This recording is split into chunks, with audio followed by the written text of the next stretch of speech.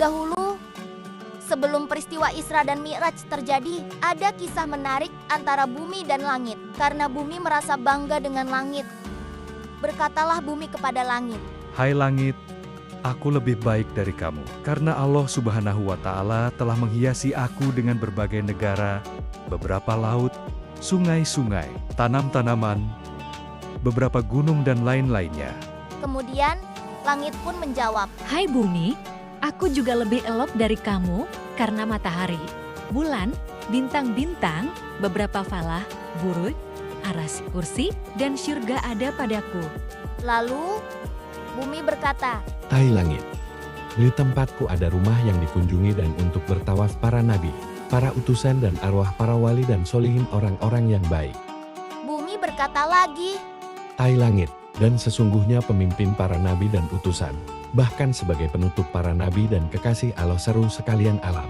Seutama-utamanya segala yang wujud serta kepadanya penghormatan, yang paling sempurna itu tinggal di tempatku, dan dia menjalankan syariatnya juga di tempatku.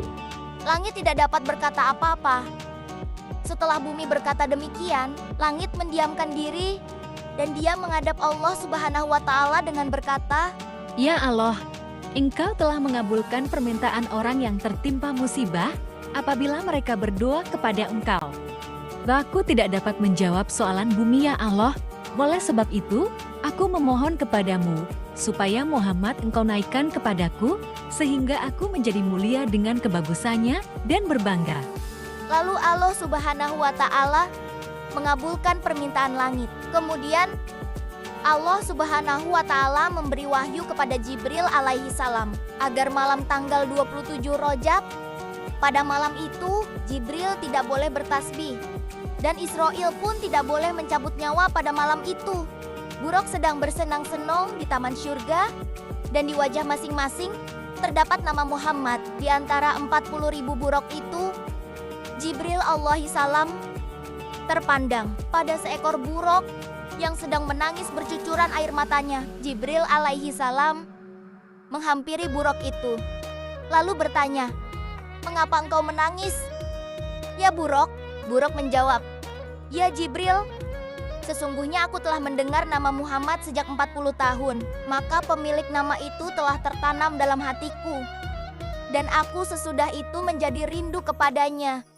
Dan aku tidak mau makan dan minum lagi. Aku laksana dibakar oleh api kerinduan. Berkata malaikat Jibril alaihi salam, Aku akan menyampaikan engkau kepada orang yang engkau rindukan itu. Kemudian Jibril alaihi salam memakaikan pelana dan kekang kepada buruk itu dan membawanya kepada Nabi Muhammad sallallahu alaihi wasallam. Wallahu alam.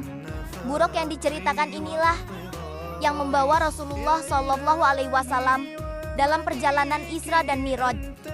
Terima kasih sudah menonton dan mendengar video cerita ini. Follow dan subscribe untuk video cerita kisah hikmah menarik lainnya.